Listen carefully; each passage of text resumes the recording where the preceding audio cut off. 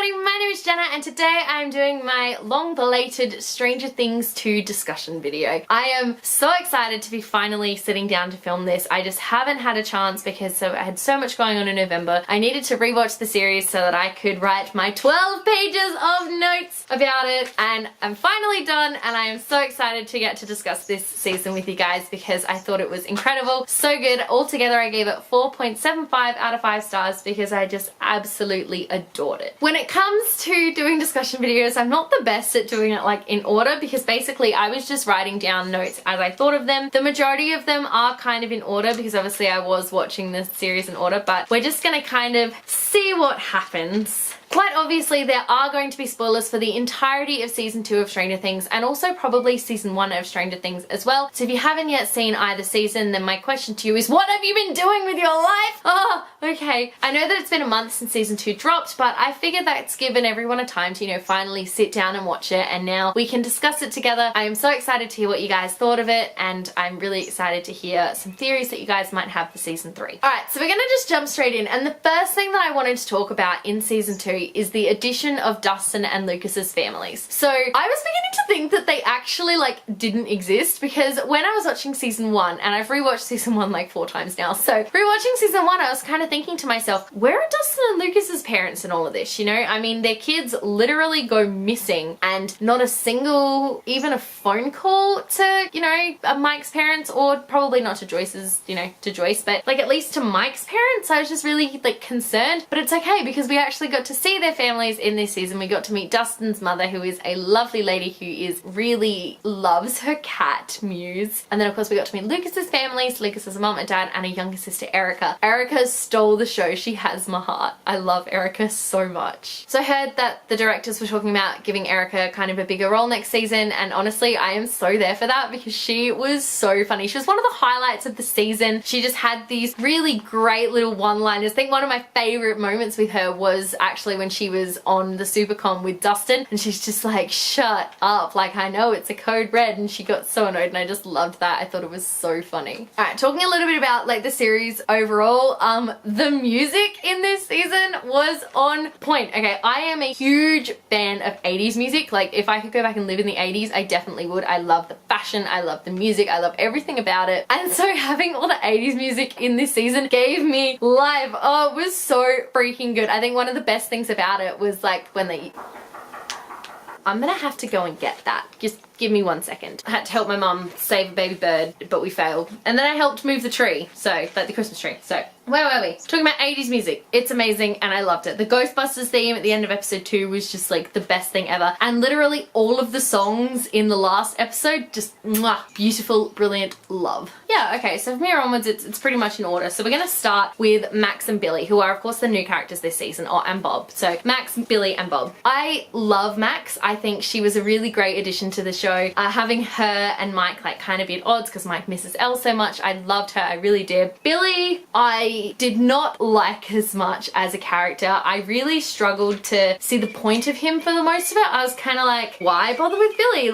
I don't know. But I think the plan is for him to have a really bigger role in season 3. I actually read a theory where he could be gay, which is why he is so at everyone's throats, because obviously being gay in that time was difficult. And of course his dad is a grade A douchebag as well, so hate his dad. So kind of understand where he's coming from, but also I'm pretty sure they, insinuated that he's been hitting Max, and nothing is ever okay to be doing that. So kind of hate Billy a lot, but also I'm really, really, really curious to see where he goes and what happens with him in season 3. Let's talk about Steve Harrington. I loved Steve even in season 1. I thought he was a really cool character who really redeemed himself by the end of the season. But I made my mum watch season 1 and she was like, no, I don't like Steve. He's a douche. He's terrible. He, manipulated Nancy, and then Nancy's friend got killed and all this stuff. And I was like, it's not his fault. He's beautiful. And then of course we get to season 2, and season 2 we get Steve, and he's a much better character right from the get-go. Starting out, he and Nancy break up, and I was really conflicted because I love Nancy and Steve, but I love Nancy and Jonathan, so I hated that Steve was sad, and but as soon as Nancy and Steve broke up, I was kind of thinking to myself, I was like, they made Steve a main character this season, but like he doesn't have any ties to anyone, what are they gonna do? And then we got Dustin and Steve and their bromance. They are the ultimate bro TP of this season. They were incredible, and he is now like, I'm pretty sure like we all call him, you know, our like soccer mum, Steve. He was great. The babysitter, I loved him so much. I really think that his character really developed this season. We had some great moments. He was definitely like the comedic genius. Talking about the fight between Nancy and Steve though, his little face just makes me feel so heartbroken. Like I literally want to cry anytime they're fighting. The scene where they like properly break up, or even just not when they break up, but when she's like, it's bullshit about their love and everything. I'm like, but Steve, my love. And oh man, it's so upsetting, and he just looks so sad.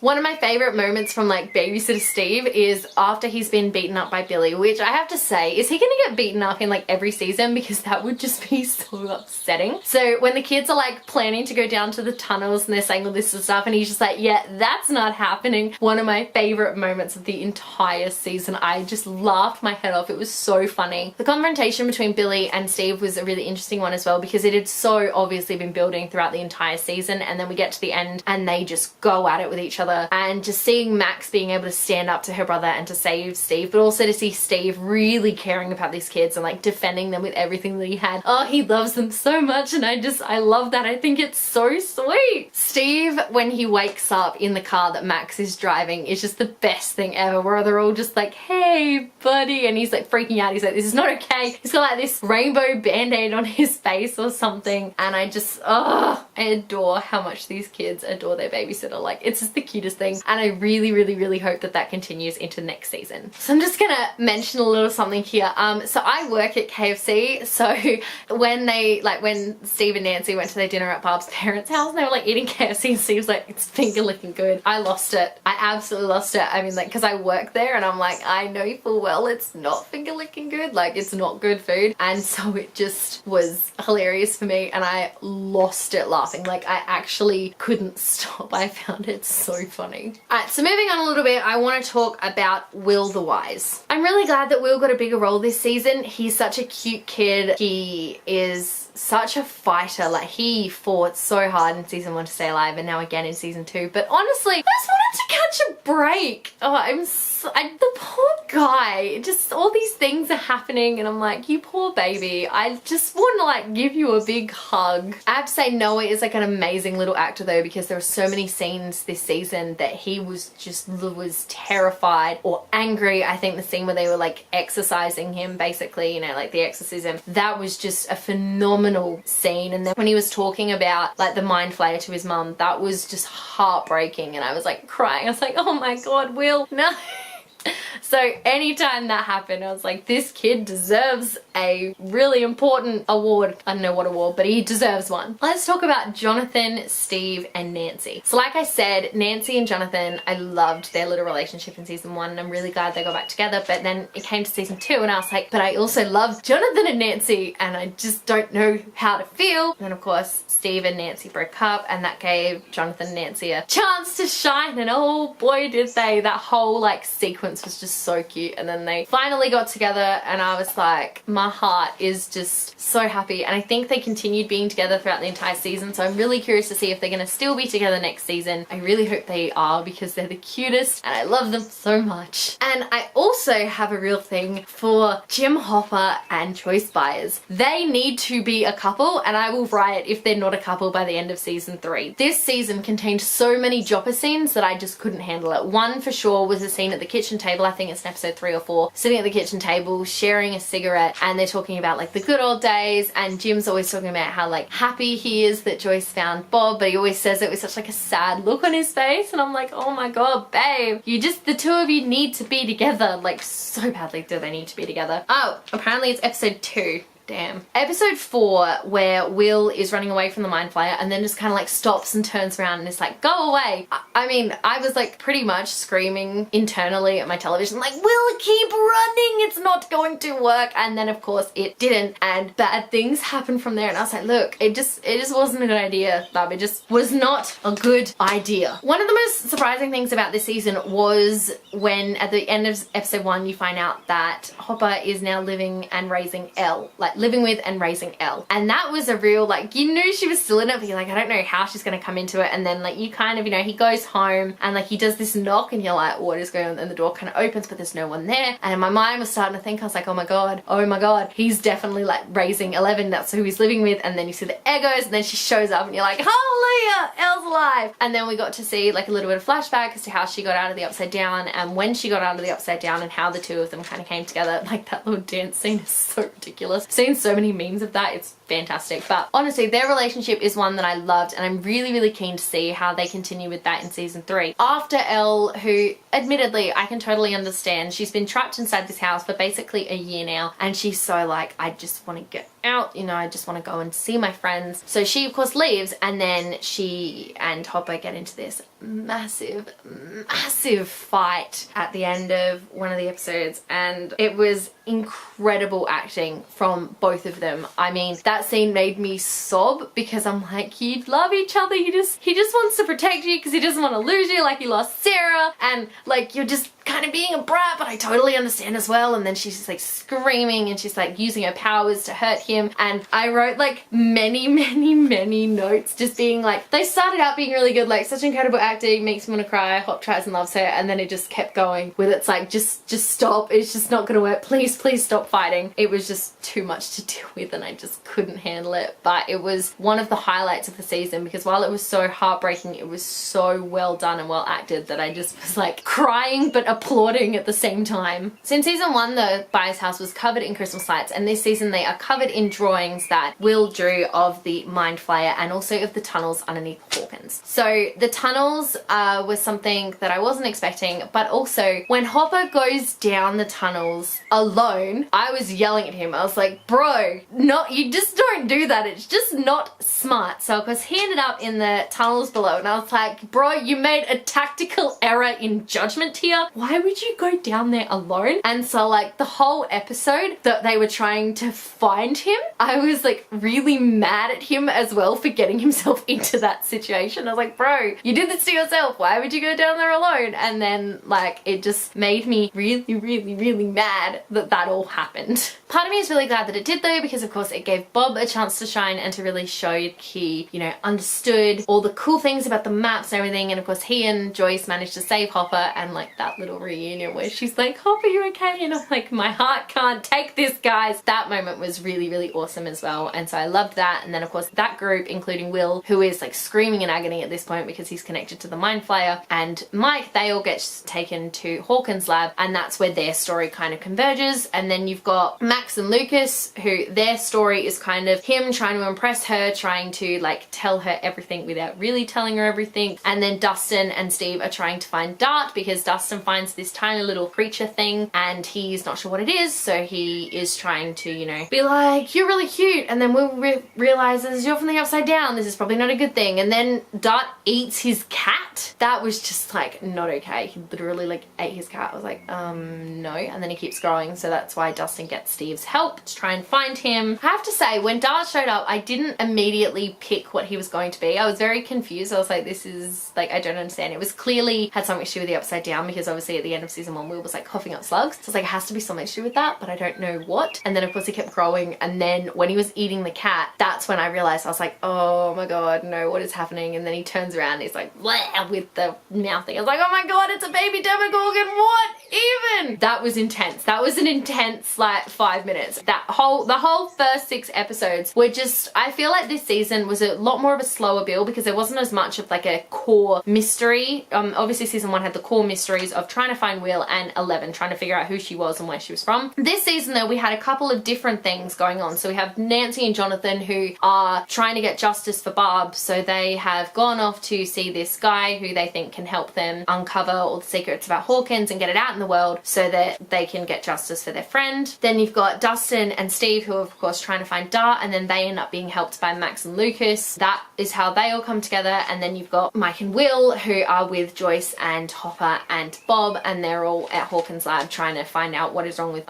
Will and why he's connected to the Mind Flayer. And so it all kind of converges together on episode 6, and episode 6 ends on a massive cliffhanger where these Demogorgon babies, these Demodogs as Dustin calls them, are like climbing out of the gate, which is huge now, and Hawkins' lab has been trying to cover it up, and all this stuff is converging. And then we get jarred out of the story and sent off with Eleven into Chicago to meet up with her sister. I have a lot of feelings about episode 7. When binge watching the show like I did and watching the 9 hours in a row, episode 7 really badly jars you out of the story, because especially with the way episode 6 ends, you are so engrossed in the story of what's happening in Hawkins, you don't immediately realize that Eleven actually hasn't been in the episode until you get to episode 7 and it's just her in Chicago with her sister. I understand that it was really important to her storyline and to expanding the world beyond Hawkins so we can go on to seasons 3 and 4 and possibly 5, but I just thought it was done not in a great way. One of the reasons I didn't like the episode is because Callie's group were so annoying, and I did not care about a single one of them. Not even really Callie. Like, we see them at the very beginning of episode 1 and you find out that she's got, you know, got a number. She's number 8 and she's bleeding from the nose when she makes them see what they see. But after that, I kind of forgot about them because they just weren't shown again. And then all of a sudden it was like, oh hey, we're gonna spend an entire hour with them. See how you like that? And I'm like, but I don't like this. When I was doing my rewatch, I really wanted to skip the episode, but like I didn't, because it's such an important one to Elle's storyline that until you've like watched it a couple times, you can just really, you can skip it. You can pretend that it just like didn't happen. My favorite part of the entire episode was when Eleven actually found Hop and Mike in the void and realized that like she has to go back. That was definitely the highlight of the episode, especially when, because obviously Hopper has just done his really sweet little message, like over the radio he's talking to her and he's like, you know, I'm so sorry, I've been gone so long, like it's not your fault, it's not about our fight, I'm so sorry. And my little heart was breaking during that scene. It was so beautiful. I was crying. But then of course, yeah, we got jarred out of the story and I ended up on this crazy adventure with Elle that I really didn't want to be on at all. But I have to say that the one good thing to come out of this episode, well not, I don't know if it's a good thing, but the one interesting thing to come out of this episode was Brenner. So we got to see Dr. Brenner again, although we're pretty sure he was just a vision from Callie who was trying to make Eleven see, and he's standing there and he's like, you have a wound, Eleven, a terrible wound. And I'm like, oh my god, what is happening? But of course we find out that Brenner is actually alive, which is crazy and like terrible, but also makes sense because he was such a bad character in season 1. Then they give him an off-screen death. No, they're gonna make his death memorable when he's finally killed. I'm really glad that Elle didn't go through with killing that guy that she was meant to be killing, because like killing the bad man when she's fighting for her life like she did in season 1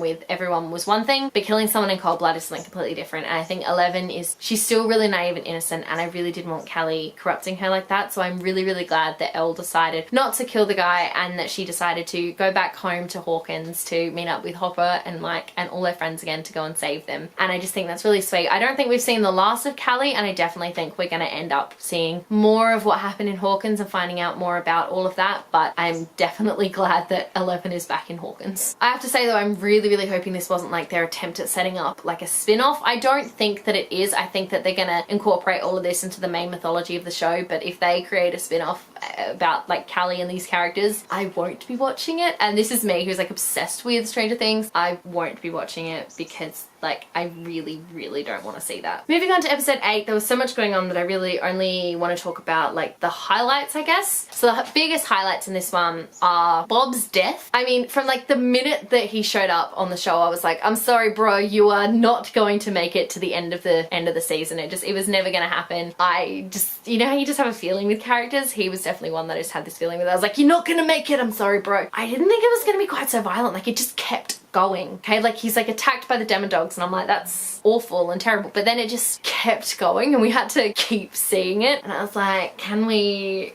just not? Like we get to see it and hear it and then we had to keep watching the Demodogs feed on him and I was like, can we not? But it was also like one of those shock factors. I was just sitting there like, oh, I don't know how to process this. And then having, like when they go back to the Byers' house and Joyce is just sitting like with this blanket on her bed and then Hop comes in and he just like sits down on the floor and just like looks at her and she like tries not to look at him because she doesn't know what to do, and it just like, that was such a powerful scene and I loved it so much. And then of course through all this they realise that Will is actually acting as a spy for the Mind Flayer, so he's not particularly, you know, the best guy right now. So they put him in this shed and they try to get as much information out of him as possible. And when they are all like talking to him about memories that they have of him, I was like sobbing. I'm like, this is not okay, this is so upsetting. But then he figures out where they are and so he sends the Demodogs after them. But thank God for 11. So 11 like comes in and saves the day and you just watch it and they're all just staring at her like, oh my god. Side note, anyone remember that the Byers had a dog in season 1? Where is the dog now? Did the dog die between seasons 1 and 2? I don't know. I would have to assume so because like the dog is not in season 2 and if it was, it would have been eaten by the Demodogs. So I really hope the dog wasn't in season 2. But I would also like an answer to that. So what happened to the Byers dog? Coming on to the last episode of the season, coming on to the finale.